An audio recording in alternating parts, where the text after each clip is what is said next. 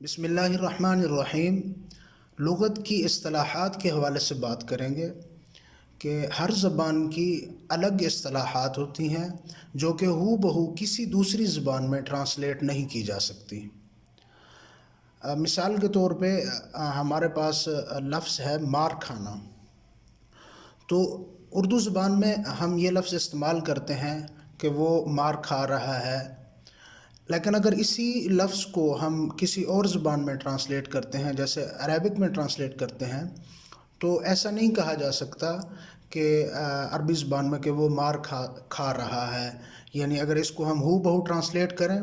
تو اس کی ٹرانسلیشن یہ بنے گی ہوا یأکل الضرب، تو ایسا کہنا بالکل غلط ہوگا یہ جملہ عربی زبان کے اندر۔ تو اس وجہ سے لغت کی اصطلاحات جو ہوتی ہیں ان کی ہو بہو ٹرانسلیشن کسی دوسری زبان میں نہیں کی جا سکتی۔ حال ہی میں PPSC کے ایک معاملے کے اوپر بات چل رہی ہے تحصیلدار کی جابز کے حوالے سے، تو اس میں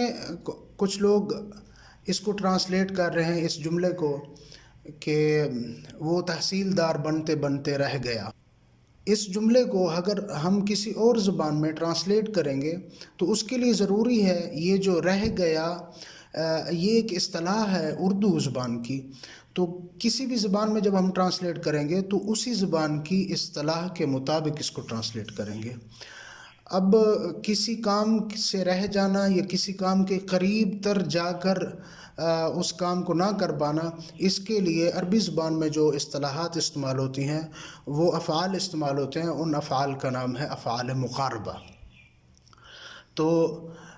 ان افعال مقاربہ میں سے ایک لفظ یہاں پہ استعمال ہوگا،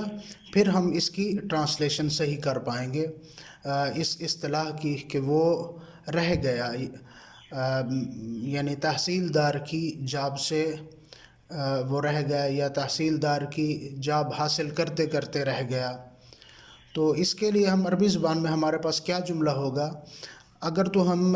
میل کے لیے بات کریں گے، یعنی مذکر کے لیے اگر بات کریں گے تو اس جملے کی ٹرانسلیشن اس طرح ہوگی کاد ان یصبح محصلا فی المرکز، کہ وہ تحصیلدار بنتے بنتے رہ گیا۔ اور اگر فیمیل کے لیے بات کریں گے تو کادت ان تصبح محصلۃ فی المرکز،